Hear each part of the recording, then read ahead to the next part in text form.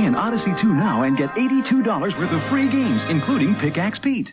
Sony, we've got a lot of Sony news, and I'm going to go pretty fast. If you really want a full-on breakdown of the PS5 specs, which were completely unveiled today, then you're going to want to check somebody else because most of this hardware stuff goes over my head. I will tell you that the teraflops that the PS5 will have is 10.28, and Mark Cerny, who was on stage and talking about this, he said something very important. He said, look, the raw numbers are not important. What's important is how well does the hardware actually work together. And yes, you can measure the power of, this is me, not Mark now. You can measure the power of a piece of hardware with teraflops, but just because something has a higher number for teraflops does not necessarily mean that it is better at playing the games.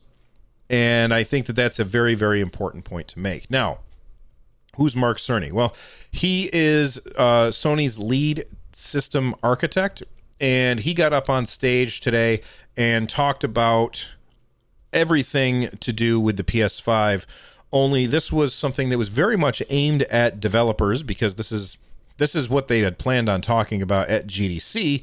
Obviously, GDC, Game Developer Conference, has been canceled, so this was very game developer centric. And man, it was a snoozer. I watched the whole thing. I wish I hadn't. It was very, very boring to watch this. Keep in mind, it's not supposed to be exciting for consumers. I am very much consumer, not a developer. I'm sure that there were some developers who were watching this that were, jumping up and down. But that being said, he spent a very long time talking about using SSDs, and I'm pretty sure that most developers are tech savvy enough to understand the benefits of going with SSD. So, Sony, know your audience and maybe tailor it to them. I just felt like this, I don't understand who the target market for this talk was. It seems like you were targeting people who wanted to make games for your system but didn't know how stuff works. And I don't think that's really the best way to go about it. He also said that the PS5 will support backwards compatibility with the PS4. No word yet on PS3, PS2, or PS1. He said, basically, as ranked by playtime, the top 100 PS4 games will work on the PS5, which is great. However, the reason not all games will work is because a lot of the game's code just can't handle it. And testing has to be done on a title-by-title basis, which means a lot of work. This is a pretty stark contrast from what most are saying the Xbox is going to have. The Xbox Series X is going to have backwards compatibility all the way back to the original OG Duke Xbox. And I think that that's very compelling, even though I would also say there's a lot of people who see the idea of backwards compatibility and they hear about it and they think, that's very important to me. I don't want this unless it has backwards compatibility. And then they buy something because it has backwards compatibility and they bring it home and they never play old games on it. They just play new games on it.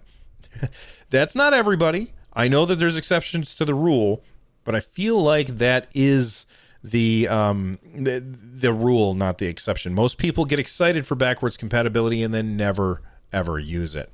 One more thing about the PS5, and we'll move on to talking a little bit about Xbox stuff, is that according to Sony PR, the BAAS, the Amsterdam PR agency for Sony Entertainment Interactive, they were talking to a Dutch tech website, Let's Go Digital, and the quote here is, the coronavirus has not yet delayed the launch of the PlayStation 5 for the time being. A lot of hedging of bets happening in that sentence. He says yet and then for the time being. So as of right now, we don't know when the PS5 is coming out, and we don't know if it will be delayed due to the coronavirus, but Sony says as of right now, they are still on track. Have you played Atari today? The Xbox Series X release date has been revealed. This comes to us via WCCF Tech, and they say it will be available in time for Black Friday.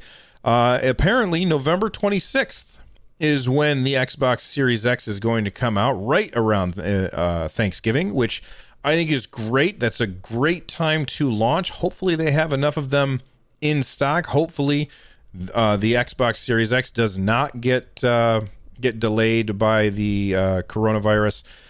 Listen, the rest of the year, we're going to be talking a lot about comparing Xbox and PlayStation. And right now, I have to say that I'm leaning way more towards Xbox. Of course, Xbox has been a lot more open in talking about, their plans, what things are going to look like, how everything is going to work together. And Sony has been playing things a lot more close to the vest. And because, or the reason for this, I believe, has to do with the fact that Sony doesn't need to play it open like Microsoft does. Microsoft has to convince people because they lost this time around. All right. And they're trying to convince a lot of people that ended up going with PlayStation. And there's a lot of people who went with PlayStation last time that are going to stick with PlayStation this time around because changing is hard. Changing is scary. And going from one platform to another is kind of scary. Both of them will support ray tracing. All right. Both of them have SSD. Both of them are calling themselves the future of gaming. I think maybe both of them are the future of gaming. But then again, so is Google Stadia, in my opinion. I know a lot of people disagree with me there, but I think that Stadia has a chance here to really prove itself. And I don't think it's going to happen before these systems come out. And the reason why I don't think it's going to happen before these systems come out is because we have yet to see a game that is made exclusively or solely for Stadia that shows off the things that Stadia can do that the other consoles can't. And I don't think that we're going to get one of those games before the end of this year. It just takes too long to make games. Do I think that that's going to hurt Stadia in the long run? No. In the short run, yes. In the short run, I do think that will hurt Google Stadia. But in the long run, I think that at the end of the day, it's going to kind of even everything out. All right, one more thing about Microsoft is that we've got some new information about Xbox Game Pass Ultimate perks, plus new titles for console and for PC. This comes to us from news.xbox.com. It says, today we are announcing Xbox Game Pass Ultimate Perks, a new exclusive member benefit starting March 18th, that is today, that provides even more value for our Ultimate members. This right here is why Xbox Game Pass, or why Xbox is part of the future of gaming. In my opinion, I feel like this service that Microsoft is offering, this is something that is very, very compelling and far more compelling than any of the hardware options that are out there, any of the hardware options that are coming. And I think that Microsoft is they're onto something here, something very, very interesting. This is back to the quotes from the website. When we launched Xbox Game Pass in June of 2017, I can't believe it's been that long. We did so with the goal of creating a membership that provides the best value in gaming. Our members have told us that they love discovering new games, but also that they want new in-game comment through perks. Xbox Game Pass Ultimate members will now regularly receive new benefits, including DLC, in-game content, and more, all free and included with the membership. All right, well, it's included with the membership. It's not free. So make sure that you get that right, Microsoft. To kick things off this month, members can redeem these perks for free. No, they can redeem these perks as part of their subscription. Stop saying for free. Phantasy Star Online 2. Enter the world of one of Japan's biggest online RPGs with a special content bundle which includes unique emotes, in-game cosmetics, including an Xbox jacket, a gold ticket mission pass, and an in-game currency with a Meseta crystal. Available to members in the US and Canada only. In World of Tanks, a global multiplayer free-to-game dedicated to tank warfare in the mid-20th century. Start your journey with 3 powerful tanks and more. In Sea of Thieves, you get everything you need to live the pirate life and become your own legend. With perks, you get a free Ori-inspired ancestral sails, figurehead hull, and flags to adorn your ship.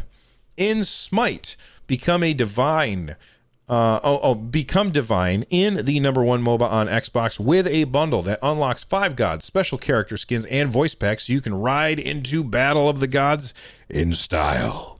With Smite, join a community of 30 million players and defend your portal in showdowns in the Coliseum. So basically, they got a bunch of free-to-play games, and they're giving you some of the microtransaction-y stuff in order to get you more interested in that system or in that game. And I think that that's good. I think that that's very, very interesting. And it gives, like, because when I first saw this, I was like, well, hang on, Smite is free. Why would that convince me to try out Game Pass Ultimate? Oh, because you're getting some of the microtransaction stuff. There you go. By the way, if you did not know, you can get Xbox Game Pass Ultimate for $1 right now. It's normally $15 a month, but it's $1 right now. Microsoft is really, really trying to get people to try it out. Also, coming to Xbox Game Pass for PC is, and I'm going to say this wrong, Astrologister. That's a weird name. A comedy game set in Shakespearean London. Bleeding Edge. Grab your team and tear it up in Bleeding Edge, an electrifying online brawler where every character comes mechanically enhanced for mayhem. You get Power Rangers Battle for the Grid. It's Morphin Time. Power Rangers Battle for the Grid pits current and classic Rangers and villains in 3v3 tag battles. And The Surge 2. On your way to Jericho City, your plane is shot down by in a mysterious storm and crash lands on the outskirts. Also coming to Xbox Game Pass for console, Ace Combat 7 Skies Unknown. Soar through photorealistic skies with full 360-degree movement. Kona in northern Canada, 1970. A strange blizzard ravages Anapec Lake. Step into the shores of private detective